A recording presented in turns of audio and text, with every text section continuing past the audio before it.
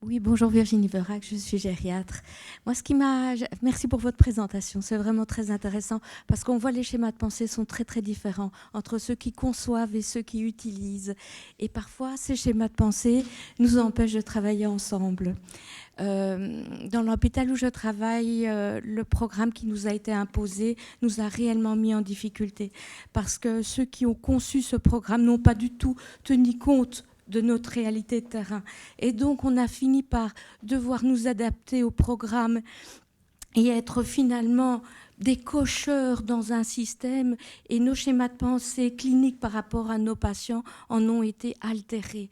Et ça, j'ai trouvé ça vraiment dommage qu'il n'y ait pas davantage de communication entre la personne qui conçoit et la personne qui utilise. Et là, essentiellement, c'était un problème de communication et de travailler ensemble, je crois.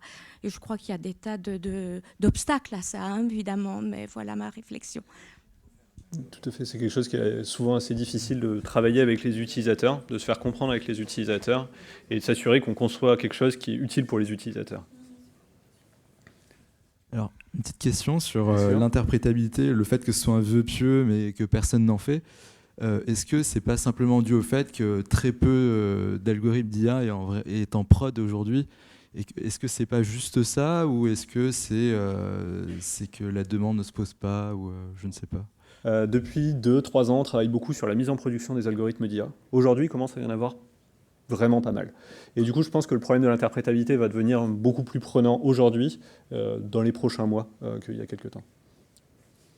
Alors moi j'ai une question aussi, c'est de savoir si l'interprétabilité des algorithmes tels que vous la concevez dans les entreprises, est-ce que pour vous c'est plutôt une question d'éthique, une question de valeur, ou bien est-ce que c'est des demandes qui sont faites par le métier, par les banques, par les assureurs ou par vos clients? Comment est-ce que vous concevez, enfin dans quel cadre est-ce que vous concevez cette interprétabilité? Est-ce que c'est une nécessité du métier, ou bien est-ce que c'est une question, par rapport à ce qu'on se disait ce matin, une question d'éthique, quoi? Alors je pense que c'est un peu les deux. Effectivement, on se retrouve dans les situations où les utilisateurs nous demandent à comprendre. Donc en fait, on est un petit peu forcé d'apporter ces explications. Sauf que le sujet de l'interprétabilité, le domaine de l'interprétabilité n'a pas attendu que les utilisateurs nous demandent, et je pense que c'est pour des raisons éthiques et de valeur qu'on a commencé à s'y intéresser. Finalement, on a bien compris à travers votre raisonnement de grande qualité, et on vous en remercie, qu'il n'y a pas beaucoup de questions que vous posiez réellement, puisque vous avez pris un certain nombre de repères qui vous rassurent. Alors j'ai juste une question que je voulais vous poser sur la notion de prouvabilité. Vous dites donc la justesse des résultats.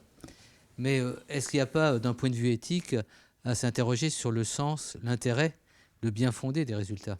Qu'est-ce que vous mettez derrière la notion de justesse? Est-ce que c'est une conformité par rapport à une procédure? Nous, on s'interroge, et la question que Madame posait tout à l'heure sur l'impact dans ces pratiques professionnelles, qui sont quelquefois des pratiques qui relèvent d'une tradition, de valeurs, de métiers, etc., qui sont totalement impactées, pour ne pas dire bouleversées, par l'implémentation de techniques, de process, qui quelquefois n'ont même pas tenu compte un instant, vous avez dit vous-même, de ce qu'était la nature même de son métier, l'esprit de son métier, les valeurs qu'elle portait, notamment dans la relation de soins. Donc voilà, qu'est-ce que vous mettez derrière le mot justesse? Et est-ce que c'est à cette justesse qu'on devra se référer demain, ce qui nous ferait mettre en berne un certain nombre de principes, notamment de valeurs? Voilà, c'est parce que la probabilité, pour moi, quelque chose de probant, n'est pas uniquement technologiquement probant. C'est-à-dire, c'est pas uniquement la fiabilité du système. C'est probant parce que ça a du sens, et parce que d'un point de vue acceptabilité sociale, d'un point de vue avancée, innovation pour une société, d'un point de vue amélioration, ne serait-ce que de la qualité de la relation de soins, il y a un certain nombre d'indicateurs qui disent effectivement on a prouvé l'intérêt de cette procédure. Voilà, comment vous posez ce type d'enjeu? Alors la probabilité au sens où la Banque Centrale Européenne, dont j'en parlais tout à l'heure, le pose, c'est est-ce que vous avez respecté les méthodes? Est-ce que vous avez suivi la bonne succession d'étapes pour réaliser votre algorithme? Du coup, c'est pas du tout de réflexion sur l'impact que cela va avoir. Malheureusement, c'est un truc qu'on n'a pas forcément, parce que c'est des questions qu'on se pose pas forcément, parce qu'on a... on va avoir tendance à avoir des réflexions où on va chercher est-ce qu'il faut que je le fasse, est-ce que je le fais, est-ce que je le fais pas. Dites-moi, je le fais, je le fais pas. On est technicien, on va dire. On réfléchit peut-être moins sur les valeurs éthiques telles quelles. Et en plus, on n'aime pas trop quand on nous répond c'est compliqué, je sais pas. Typiquement, quand on doit choisir la métrique de notre algorithme, effectivement, il faut qu'on choisisse une métrique. Et on en choisit une au bout d'un moment. On ne se pose pas toujours toutes les questions des impacts. Tout à l'heure, on posait la question de la responsabilité. Il y a une entreprise qui va vous confier cette prestation de service qui n'est pas qu'une prestation technique, qui va avoir des conséquences, un impact dont vous avez conscience vous-même. Donc, si vous-même, en tant qu'intervenant, vous n'assumez pas une réflexion sur la responsabilité et la portée, je ne dirais pas pour les générations futures, comme je disais toujours, mais déjà dans l'immédiat, par rapport ne serait-ce qu'à un hôpital, hein, puisque c'était évoqué, qui va être l'interlocuteur qui sera en capacité de modérer, de pondérer. Et donc, vous êtes aussi instrumentalisé, c'est ça qui est assez dangereux, puisqu'on voit à travers votre discours, c'est pas de l'hubris, mais que vous êtes assez passionné par les technologies que vous mettez en œuvre. Vous êtes passionné, intelligemment passionné, hein, parce que vous nous avez aussi fasciné par votre discours, mais moi, vous m'inquiétez. Parce que si l'acteur que vous êtes, qui est la dernière, j'allais dire, personne qui intervient décisivement par rapport au projet qui peut être un projet d'une entreprise, d'un décideur, etc., qui a ses présupposés et ses finalités, c'est très inquiétant de savoir que cette vigie n'existe pas. Parce que c'est le désert le plus total au niveau de la réflexion prudentielle, quoi. Quand on parlait de responsabilité dans les usines, qu'on savait bien qui est responsable d'avoir mis la pièce, c'est assez facile parce que c'est une industrie qui a 100 ans, 200 ans, et donc qui est assez structuré. Le monde de la data science, tel qu'il est aujourd'hui, il est assez récent, il est assez peu structuré, il faut le reconnaître. Il y a des structures qui vont venir, j'imagine. Il y a peut-être des comités éthiques de l'intelligence artificielle qui vont pousser, même si certains ont critiqué leur impact. Donc on n'est pas très structuré pour l'instant parce que c'est récent, parce que ça se construit, parce que ça se cherche. À titre personnel, je suis convaincu que c'est en faisant des erreurs qu'on va apprendre et qu'on va commencer à apporter des réponses, en espérant que ces erreurs ne soient pas trop impactantes. Donc ça, c'est déjà la première réponse, et pourquoi aujourd'hui, on n'est pas forcément toujours aussi responsable qu'on pourrait l'attendre. Le deuxième élément de réponse, c'est un petit peu facile quand même, c'est que la responsabilité, on la repousse toujours sur les autres. Donc là, ici, elle a été repoussée sur les concepteurs la repoussent sur les commanditaires la repoussent sur quelqu'un d'autre, et donc ça fait tourner. Je voulais finir sur, à titre personnel, il est possible aussi en tant que data scientist de choisir les projets sur lesquels on contribue en fait. De dire, bah non, moi ce projet, ça ne m'intéresse pas. Il y a des domaines d'activité, il y a des entreprises du CAC 40 pour lesquelles je ne souhaite pas travailler, et ça a été très clair que je ne l'ai pas fait. Du moins pour l'instant, je n'ai pas été amené à le faire, quoi. Oui, merci beaucoup pour votre exposé. Je voudrais souligner deux choses. La première, c'est le choix de s'inscrire dans une logique de l'explication. C'est un choix et on n'est pas du tout obligé de le faire, et c'est un choix qui a des conséquences. Notamment une conséquence qui est que lorsqu'on est dans une logique de l'explication, de façon assez inévitable, on est dans une régression à l'infini, d'un point de vue de la rationalité. C'est-à-dire qu'on l'a bien vu, ici, on crée des algorithmes d'intelligence artificielle pour expliquer d'autres algorithmes. Mais il faudrait qu'il y ait des algorithmes pour expliquer les algorithmes qui expliquent les autres algorithmes. Et d'autres algorithmes qui expliquent ce qui est. Donc en fait, c'est Jacques Rancière, le philosophe, qui a très bien vu ça. Lorsqu'on s'inscrit dans la logique de l'explication, on est dans une régression à l'infini, où finalement on délègue toujours, il y a toujours un explicateur quelque part qui va nous expliquer ce qu'on doit expliquer à quelqu'un qui n'a pas compris.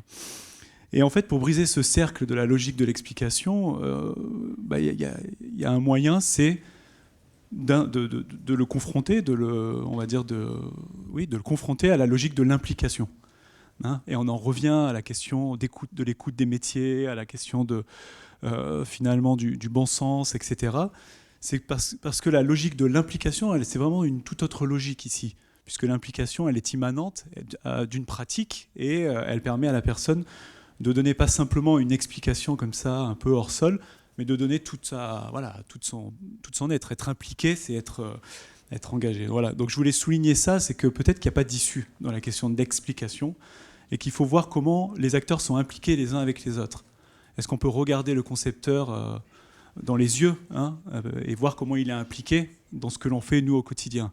Et ça, c'est plus fort que la logique de l'explication.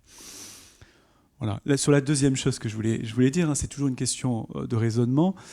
La question de la fiabilité qui est avancée ici, elle marche sur un pied et elle boite. Parce que la fiabilité, ça n'a jamais été, et ça vraiment en épistémologie, on l'a beaucoup documenté, ça n'a jamais été quelque chose qui se réduit à la robustesse. Hein. Ici, ce qui est appelé fiabilité ici, c'est, et comme la Banque Centrale Européenne, c'est la robustesse, c'est-à-dire l'adéquation à une méthode admise dans une communauté, un processus, un process, qui fait que vous avez coché des cases où il faut passer pour que votre algorithme soit robuste. Mais il manque l'autre jambe de la fiabilité, hein, qui sans elle, effectivement, ne peut pas dire qu'un algorithme est digne de confiance, puisque être fiable, c'est être digne de confiance. C'est la question de la pertinence. La question de la pertinence. La fiabilité, c'est toujours une rencontre conflictuelle entre la robustesse et la pertinence. La robustesse de la méthode et la pertinence des effets de cette méthode. Et ici, moi, la pertinence, effectivement, elle est plus difficile à voir, mais elle n'y est pas. Et on en revient un petit peu à la question de comment on empuissante, comment on encapacite les utilisateurs, les usagers, les métiers, pour que précisément, ils puissent être ceux qui mettent la métrique de la pertinence, si soit-il une métrique est possible dans ce domaine-là. Je suis complètement d'accord avec vous. Donc, et je suis assez content qu'on ait cette discussion au final sur la place des utilisateurs. C'est quelque chose qu'on n'a pas fait au début, parce qu'en data science, qu'on n'a pas fait trop au début, parce qu'on cherchait à résoudre les problèmes techniques d'algorithmes, de data science, de flux informatiques, de choses comme ça.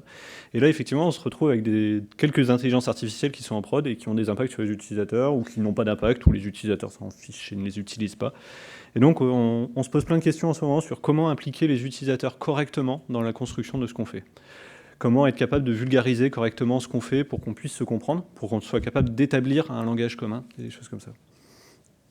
De la même manière, je me demande si on ne peut pas questionner aussi le fait de s'inscrire dans une logique de prédiction, parce que c'est la même chose, c'est-à-dire la question quelle est la pertinence de vouloir absolument prédire. Enfin non, mais c'est aussi une question qui n'est pas d'ordre technique, qui n'est pas d'ordre, mais c'est une question qui me paraît évidente quand on regarde votre topo sous l'angle de l'éthique, quoi. C'est-à-dire il y a des évidences pour vous, des données a priori qui sont pas forcément des données a priori. J'ai pas compris ce dernier point. Est-ce que la prédiction est une valeur? Est-ce que la transparence est une valeur? Est-ce que définie sur lesquelles on ne discute pas, quoi? Je ne sais pas comment formuler les choses autrement. Est-ce que la prédiction, il faut toujours l'utiliser? Je répondrai non, clairement. Il y a des choses pour lesquelles il ne faut pas le faire. Mais ça revient pour l'instant à des convictions personnelles, ou en tout cas une éthique peut-être telle que vous le définissez. Aujourd'hui, on n'a pas de manière structurée une façon de dire ce projet, on ne va pas le faire parce que ce n'est pas une bonne chose de prédire là-dessus.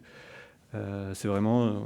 on reporte la responsabilité aux commanditaires. Donc si on nous demande de faire ce projet, alors on le fait, ou on ne le fait pas d'ailleurs parce qu'on n'a pas envie d'y participer, mais il sera fait un jour. Oui, je comprends, mais je voulais dire, au-delà même du choix de ne pas participer ou participer à tel projet, j'ai l'impression que tous ces algorithmes sont basés sur des systèmes de prédiction. Ah oui, ils sont faits pour ça. Mais ça, c'est à remettre en question, peut-être. Effectivement, on peut se poser la question, est-ce qu'on a envie d'aller vers une société de prédiction, de tout prédire? Prédire que mon arrière-petit-fils va avoir telle maladie ou tant de pourcentage d'avoir telle maladie. Oui, c'est ça. Moi, je voulais, du coup, puisque j'ai le micro, je vais poser ma question. Je voulais vous remercier pour, on va dire, la qualité de l'explication, parce que vous avez vraiment expliqué en des termes simples ce qui se passe quand on est informaticien, data scientist. Et donc, oui, on se dit pas « Waouh, c'est génial, c'est éthique, c'est extraordinaire ». Je comprends que... mais vous avez remarquablement bien expliqué de telle manière, est-ce que ça a généré toutes les questions qu'on entend là? Et moi, j'aimerais juste, donc du coup, poser ma question, c'est... le titre de votre exposé, c'était quand même pas d'éthique sans interprétabilité des algorithmes. Et vous nous avez montré sur un slide, je ne me souviens plus quel numéro c'était, les 4 questions. Voilà. Et c'est là-dessus que je voulais... Voilà. Vous avez posé 4 questions qui paraissent comme ça anodines, mais non, pas du tout. Parce que justement, qu'est-ce qu'on interprète? Le pour qui, le pourquoi, le quoi et quel effort, c'est toutes ces questions-là qu'il faut se poser. Si on ne sait pas pourquoi on veut interpréter, on ne sait pas quelle boîte on va ouvrir, quelle information on va montrer. Et je pense que les informaticiens peuvent se rendre compte que là, c'est des questions hyper ouvertes. On n'a pas encore toutes les réponses. Moi, j'admire en tout cas votre honnêteté, votre transparence par rapport à ce qui se fait, même s'il y a beaucoup de data scientists qui essayent de faire des arbres de diagnostic, comme vous les avez montrés, qui expliquent, qui ouvrent les boîtes, qui montrent les chemins par lesquels on passe. Mais à chaque fois, comme le disait Léo, c'est encore un algorithme qui va expliquer. Mais cet algorithme qui explique, il n'y a que l'informaticien qui le comprend. Est-ce qu'un jour, on arrivera à faire des explications pour tout être humain ? C'est-à-dire qu'il soit d'un niveau, peut-être qu'on peut monter dans le niveau d'abstraction jusqu'à ce que l'explication soit compréhensible par y compris les enfants de la maternelle. Enfin voilà, moi c'est ça que je voulais faire comme remarque, c'est que vous avez posé les questions, vous avez dit un peu l'état des lieux, et maintenant tout est à faire, quoi. Oui, c'est ça. Pour le coup, je ne crois pas que tout sera explicable à n'importe quel être humain en 2 minutes. Il y a des choses qui sont extrêmement compliquées. Notre monde est compliqué déjà. Donc je pense que, comme le disait Léo, on va avoir des explications en cascade et on ne va pas s'en sortir. Soit on accepte de faire des proxys à un moment, donc de ne pas tout expliquer, soit on trouve autre chose comme que de l'explication pour construire la confiance. Alors bonjour. Merci pour votre topo. Moi, j'ai une explication. Je suis neuroscientifique. Je suis docteur en neurosciences. J'ai l'habitude de manipuler le cerveau. Ça me dérange beaucoup d'entendre des réseaux de neurones. Mais vraiment, en vrai, c'est compliqué pour moi d'entendre ça. Alors, c'est compliqué, mais je sais pourquoi. Mais est-ce que vous pouvez expliquer pourquoi est-ce qu'on parle de réseaux de neurones ? C'est un nom qui est assez vieux, qui doit dater des années 1950. 1943, merci monsieur. Où l'idée, je crois, qu'il voulait s'inspirer du cerveau humain pour concevoir un objet informatique qui a donné le neurone artificiel tel qu'on le connaît aujourd'hui et qui apparemment, effectivement, pour avoir discuté déjà avec des neuroscientifiques, ne ressemble absolument pas au fonctionnement d'un neurone. Notamment pour ceux qui connaissent un petit peu la technique derrière les algorithmes, la rétropropagation. Donc le fait, en fait, on passe la donnée, ça nous donne un résultat et on rétropropage l'erreur dans l'autre sens. C'est un truc qui n'existe absolument pas dans le cerveau humain. Donc effectivement, il y a plein de différences et on ne peut pas dire qu'on va faire des cerveaux avec ces trucs. Absolument pas. J'avais une question rapide, c'est une question que je me pose. Est-ce que le fait d'avoir recours de plus en plus fréquemment à des algorithmes de prédiction comme les vôtres risque à terme de produire des données qui à terme vont réduire un peu le nuage de données, donc réduire la variance, et avoir à terme, de manière systémique, une espèce de régression vers la moyenne de tout ce qui est permis, de tout ce qui est faisable?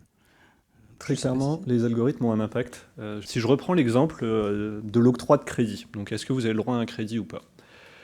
Aujourd'hui, ce qui se passe, c'est qu'on prête, on donne un crédit qu'à une certaine population, les populations qui ont suffisamment d'argent, qui sont suffisamment jeunes mais pas trop.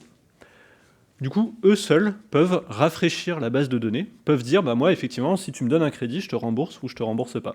Les populations pauvres n'ont jamais l'occasion de prouver que l'algorithme avait tort, que même s'ils étaient pauvres, ils sont capables de rembourser un crédit. Et donc au fur et à mesure, on se retrouve à prêter toujours plus vers les mêmes personnes, vers de moins en moins de personnes. Et pour avoir déjà vu le cas dans des exemples de marketing, au final, on fait nos campagnes marketing, on vend les produits aux clients qui nous sont fidèles, et donc les clients qui nous sont fidèles sont ceux à qui on a envoyé des campagnes marketing. Et au fur et à mesure, ça réduit la population à qui on envoie des campagnes marketing.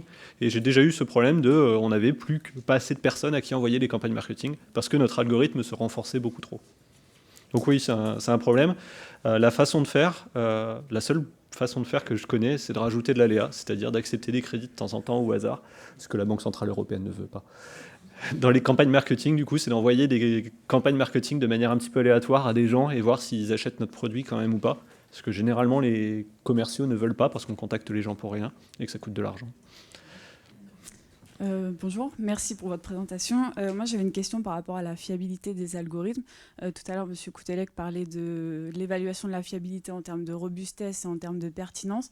En termes de robustesse, j'imagine bien que vous faites des tests pour évaluer les marges d'erreur, les biais, etc.